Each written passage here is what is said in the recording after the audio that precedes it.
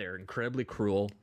They're incredibly uncaring and nihilistic, and their rituals are organized around a genuine love of fucking killing and like a complete lack of respect for the dead. Like there are straight up New French Extremity like torture sequences in this film of these characters like defiling and mutilating characters, and I was kind of impressed early on at like the commitment to how far they were going to go with that. And I think where I thought it was going to be like they're going to like really try to win Spike over to their side, and they're going to like keep upping the ante on these torture sequences, and maybe there's a part of my brain that's just fucking sick and was like that would have been a crazy direction to take this in. I was just a little bit let down by the Garland, because it's some of his writing, he just loves to do this, the cult of personality, like political aspect of everyone following this guy and being led down into like the, you know, I could imagine Garland being like, this is like the Chud world order, or this is like, you know, we can't have these people organizing and creating,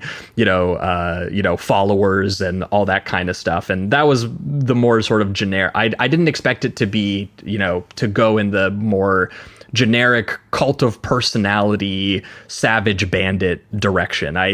When they got introduced as like tracksuit Power Rangers who worshipped Jimmy Savile, I just thought there was going to be a little bit more interest in those characters than I ultimately ended up having. Yeah, no, I totally get that. And I would have liked, just with that thought in mind, I would have definitely liked Spike to be a little bit more involved with like talking to Jimmy and getting to know his philosophy. Even though you do get to know Jimmy's philosophy pretty well, but I would have liked Spike to actually interact with it and maybe wrestle with it. I would have been curious if like Spike, you know, you don't have to take it too far, but like if Spike kind of goes, this is my new father figure, and maybe this is how I have to live now, and this is, maybe he had like less of like no, this is the most disgusting thing ever, I can't wait until I'm out of here. Like kind of like the girl that he ends up teaming up with by the end, in a way where it's she feels like her version of that character was kind of what Spike was going to go through, but then we never see Spike actually do it because eventually he gets rescued in time or whatever. Whereas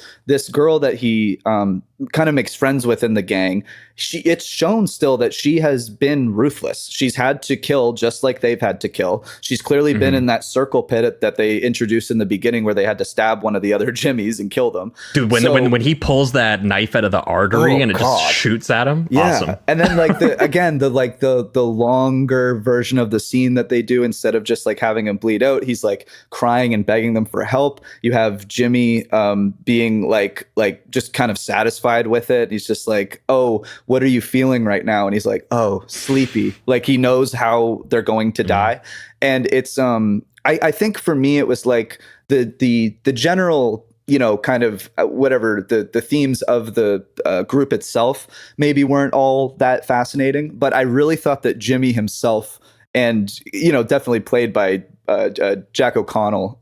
Jack O'Connell's having it's fun. Just like, yeah, he's so good at being kind of devilish, but then at the same time kind of funny, kind of charismatic, and like he's doing a little bit of the Sinners thing again, right? Yeah, exactly. So I think he's kind of found a little pocket for himself right now, and I think he's really good at it. And yeah, just what like the background that he has, where his dad was a preacher, and now he's kind of transformed this nihilistic view of the world because of all the violence into the upside down version of that, where he's a Satanist and he believes that his father is actually Satan.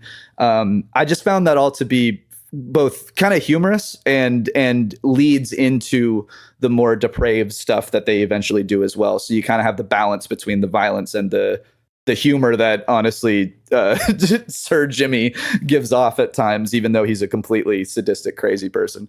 You know, even him interacting with Fiennes, like where they have that first scene and Fiennes is kind of like, oh, maybe he means well, maybe I'll just kind of navigate this. And then all of a sudden he goes like, oh, I thought you were my father, Satan. And Fiennes is just like, what did you just say?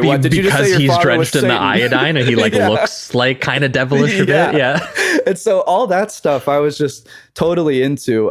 It did take me a little bit of a time to kind of shake off that we weren't focusing almost at all on Spike anymore, which is a strange decision, but I think it's all going to tie into the third one. At least I hope. That's kind of my hope in this I area. think so too, and I think that that's something that people are either going to like or maybe you dislike about the movie. I'm not sure, but it definitely has a case of like being the middle chapter. Yeah, and like it's very contained, and it's slower, and you could argue that like a lot less happens in this movie. Sure.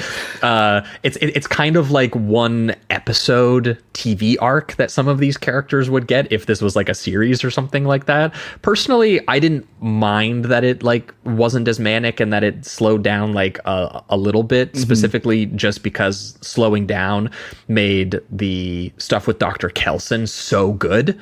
Like I really liked the chapter specifically where he meets him in the first movie, and they get the whole chapter with the mother, and they meet his process of building the bone temple and all this. So like just dedicating more of your movie to him, straight up, I was like, loved that stuff. And for me, it was just, it also meant it slowed down for me a little bit of a less interesting chapter, which I thought was just going to be a little, maybe wackier, sure. But I also just like, wasn't as morally interesting. Because for me, I was like, I didn't ever buy into his worldview and I thought that he was going to be sort of getting Spike into it a little bit more. There'd almost be more charisma in that sense, where it'd be like, I can see your worldview rather than just think it's like it's very obviously terrible, right? So it's hard to. You kind of wonder why any of these characters are following him because it's just so sadistically evil and satanic. I think some of them, it's like, I think what it's trying to say with those guys, where the one girl obviously is going along with it because she feels it's a type of survival. There is one line where she says,